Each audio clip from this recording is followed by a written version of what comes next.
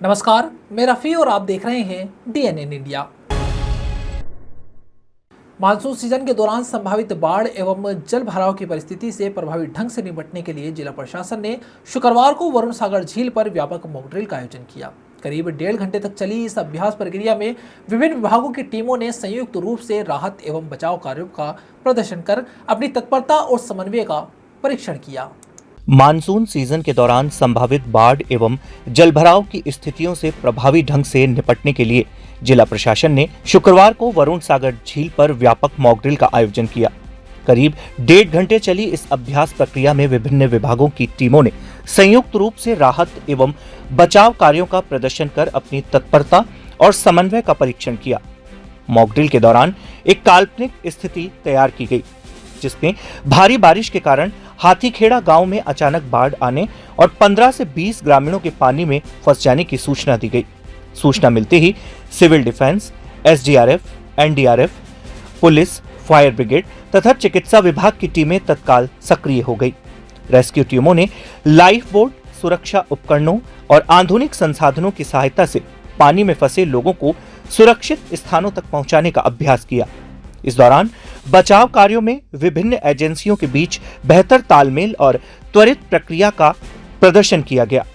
जिला प्रशासन के अधिकारियों ने बताया कि इस प्रकार की मॉक ड्रिल का उद्देश्य मानसून के दौरान संभावित आपदाओं की स्थिति में राहत एवं बचाव कार्यों को अधिक प्रभावी बनाना तथा संबंधित विभागों की तैयारियों का आकलन करना है। अभ्यास के दौरान आपदा प्रबंधन से जुड़ी एजेंसियों को वास्तविक परिस्थितियों में कार्य करने का अनुभव भी प्राप्त हुआ। मॉक ड्रिल के सफल आयोजन से यह संदेश दिया गया कि किसी भी आपात स्थिति में प्रशासन और बचाव दल पूरी तरह सतर्क एवं तैयार है।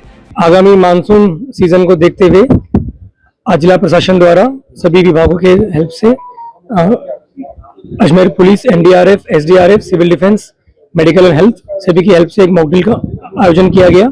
उस मॉक ड्रिल के अंदर ये एक सिचुएशन सिमुलेट की गई कि बाढ़ के अंदर या पानी के अंदर 10 से 12 गांव के लोग कहीं फंस गए टापू के ऊपर, तो उनको रेस्क्यू करने का एक सिचुएशन को सिमुलेट किया गया। तो उसमें लगभग 40 से 50 SDRF की टीम, NDRF की टीम और मेडिकल हेल्थ की टीम यहाँ मौजूद रही। और जो मॉक ड्रिल का जो रेस्क्यू के नॉर्म्स होते हैं, उन नॉर्म्स और गाइडलाइंस के अनुसार मॉक ड्रिल का बिल्कुल सफलतापूर्वक आयोजन किया गया। जवाहरलाल नेहरू चिकित्सालय अजमेर में चिकित्सकों ने एक जटिल जन्मजात हृदय रोग से पीड़ित 28 वर्षीय महिला की सफल रोबोटिक सर्जरी कर नया कीर्तिमान स्थापित किया। पुष्कर निवासी महिला लंबे समय से सांस फूलने, हृदय की धड़कन अनियमित होने, पैरों में सूजन और लगातार खांसी जैसी समस्या से परेशान थी। जवाहरलाल नेहरू चिकित्सालय अजमेर में चिकित्सकों ने एक जटिल जन्मजात हृदय रोग से पीड़ित 28 वर्षीय महिला की सफल रोबोटिक सर्जरी कर नया कीर्तिमान स्थापित किया है। पुष्कर निवासी महिला लंबे समय से सांस फूलने, हृदय की धड़कन अनियमित होने, पैरों में सूजन और लगातार खांसी जैसी समस्याओं से परेशानी थी। महिला ने हृदय रोग विभाग एवं हृदय रोग विभागाध्यक्ष डॉक्टर मोनिका महेश्वरी से परामर्श किया। जांच के दौरान पता चला कि मरीज के हृदय में जन्मजात छेद है। इस कारण फेफड़ों की रक्त वाहिनियों में दबाव बढ़ गया था, जिससे उसकी स्थिति लगातार गंभीर होती जा रही थी। सभी आवश्यक जांचों के बाद कार्डियोथोरेसिक एवं वैस्कुलर सर्जरी विभाग के डॉक्टर सुधीर श्रीवास्तव के नेतृत्व में चिकित्सकों की टीम ने टोटल एंडोस्कोपी, रोबोटिक एवं रोबोटिक असिस्टेड सर्जरी के माध्यम से हृदय के छेद को बंद करने का निर्णय लिया। इस जटिल ऑपरेशन को डॉक्टर अनुराग गोयल एवं डॉक्टर तेजकरण सैनी ने सफलतापूर्वक संपन्न किया। सर्जरी के दौरान एनेस्थीसिया विभाग की डॉक्टर पूजा माथुर एवं डॉक्टर रतनलाल यादव ने विशेष तकनीक के जरिए मरीज को एनेस्थीसिया दिया। साथ ही इकोकार्डियोग्राफी की सहायता से ऑपरेशन के दौरान हृदय की गतिविधियों की लगातार निगरानी की गई। मरीज को सर्जरी के दौरान बाईपास मशीन पर रखा गया, जिसकी संपूर्ण व्यवस्था और संचालन परफ्यूजनिस्ट अभिषेक मिश्रा ने संभाला। GLN विद्यालय के प्रधानाचार्य एवं नियंत्रक डॉक्टर अनिल सामरिया तथा अधीक्षक डॉक्टर अरविंद खरी ने इस सफलता पर चिकित्सकों और स्टाफ को बधाई देते हुए कहा कि यह सफल रोबोटिक सर्जरी सरकारी चिकित्सा संस्थानों में उपलब्ध उच्च स्तरीय स्वास्थ्य सेवाओं का उत्कृष्ट उदाहरण है। ये बताते बड़ा हर्ष हो रहा है कि हमारी जो 2 रोबोट अजमेर में स्थापित हुए थे, उसमें जो पहले दिन CTVS डिपार्टमेंट में एक पहले रोबोटिक सर्जरी हुई जिसमें एक माताजी के ASD क्लोजर किया गया और उसका जो कार्डियोलॉजी से हमारे पेशेंट को डिटेक्ट हुआ था कि उसके हार्ट में छेद है, जिसको बीमारी एट्रियल सेप्टल डिफेक्ट कहते हैं, उसको आइडेंटिफाई किया। डॉक्टर साहब ने उसको CTVS में रेफ़र किया, डॉक्टर अनुराग ने उसको एग्जामिनेशन किया, साथ में डॉक्टर तेजकांत सैनी जी ने उन्होंने सहयोग किया, उसको आइडेंटिफाई करके हमने रोबोटिक सर्जरी के लिए चिन्हित किया। उसका सफल ऑपरेशन किया गया। पहला जो हमारा रोबोटिक सर्जरी अजमेर में हुई, सफल सर्जरी हुई और उसको 3 दिवस के बाद ही हमने डिस्चार्ज आज करने का प्लान किया। बिल्कुल मरीज स्वस्थ है, आपके बीच बैठा है, अभी दिन में इसका डिस्चार्ज हो जाएगा पूरा। पेशेंट बिल्कुल स्वस्थ है, घूम रही है। कल ही डिस्चार्ज प्लान था, लेकिन आज हमने एक दिन आपके लिए उसको ऑब्जर्वेशन के लिए रखा गया है और मरीज बिल्कुल स्वस्थ होकर घर जा रहा है। ये बड़ी खुशी की बात है कि हमारे राजस्थान में रोबोटिक सर्जरी का एक पहला जो केस CTVS का हुआ है, जो कि मुझे लगता है कि गवर्नमेंट सेटअप में पूरे विश्व में शायद ये पहला ऑपरेशन होगा जो कार्डियक सर्जरी रोबोट के द्वारा की गई है। ये सफल सर्जरी है। इसके लिए मैं डॉक्टर सुधीर श्रीवास्तव सर का धन्यवाद देना चाहूँगा, जिन्होंने रोबोट डोनेट किया। हमारे कार्डियोथोरेसिक सर्जन टीम जो कि अनुराग गोयल, डॉक्टर तेजकांत सैनी सर ने करी, और उनकी जो नर्सिंग स्टाफ टीम है जो कि हमारे पीछे खड़ी है और रेजिडेंट डॉक्टर्स हैं, उनका धन्यवाद देना चाहूँगा। हमारे एनेस्थीसिया के बिना कोई भी काम सर्जरी का पूरा नहीं होता है। उसके लिए हमारे HOD जो एनेस्थीसिया है डॉक्टर अरविंद खरे साहब, पूजा माथुर मैडम, रतन यादव, जिन्होंने कि इस पूरे केस में सहयोग किया। रतन यादव जी अभी आज ट्रेनिंग के लिए CTVS की वर्कशॉप है 5 दिन की, 5 दिवसीय वर्कशॉप के लिए गुड़गांव जाएंगे, जिसमें अनुराग गोयल जी, डॉक्टर तेजकांत सैनी, 2 नर्सिंग स्टाफ और एक हमारे यहाँ से परफ्यूजनिस्ट जो कि इसमें टेक्निकल टीम होती है वो जाएंगे और वहाँ निःशुल्क उन्होंने कमिट किया था। वैसे वहाँ जो पेमेंट में वर्कशॉप होती है, लेकिन ये हमारे अजमेर के लिए उन्होंने निःशुल्क रखा है ट्रेनिंग का कार्यक्रम, और यहाँ पर सेंटर ऑफ एक्सीलेंस डेवलप किया जाएगा ताकि हमारे यहाँ के स्टूडेंट जो है रोबोटिक सर्जरी सीख सकें, यहाँ के सर्जन जितने भी हैं उसमें ट्रेनिंग कर सकें। सर्जिकल डिपार्टमेंट में भी हमारे 2 मरीजों का ऑपरेशन हुआ था, उसका सफल ऑपरेशन हुआ है और उनको भी डिस्चार्ज कर दिया गया है। उसमें डॉक्टर शिव कुमार बुनकर सर और डॉक्टर रेखा महेश्वरी मैडम और उनकी पूरी टीम को धन्यवाद देना चाहूँगा।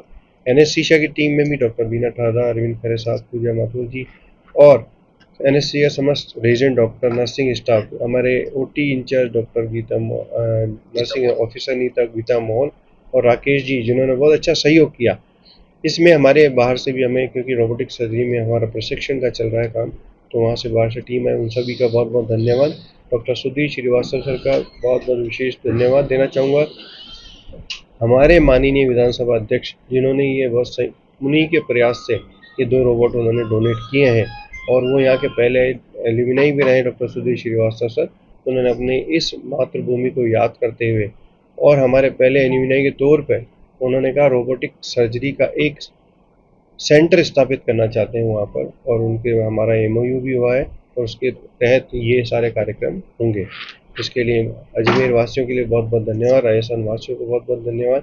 यहाँ रुकते हैं एक छोटे से ब्रेक के लिए, जल्द हाजिर होंगे खबरों के नए सफर के साथ। कैंसर बीमारी ही ऐसी है, चिंता तो होगी ना, लेकिन अब अपनी चिंता को बदलो विश्वास में, क्योंकि आदिनाथ कैंसर मेडिसिटी में है रेडियोथेरेपी, कीमोथेरेपी और कैंसर सर्जरी के उपचार के साथ आधुनिक सुविधाएं भी। विजिट करें आदिनाथ कैंसर मेडिसिटी एट चाची आवास अजमेर।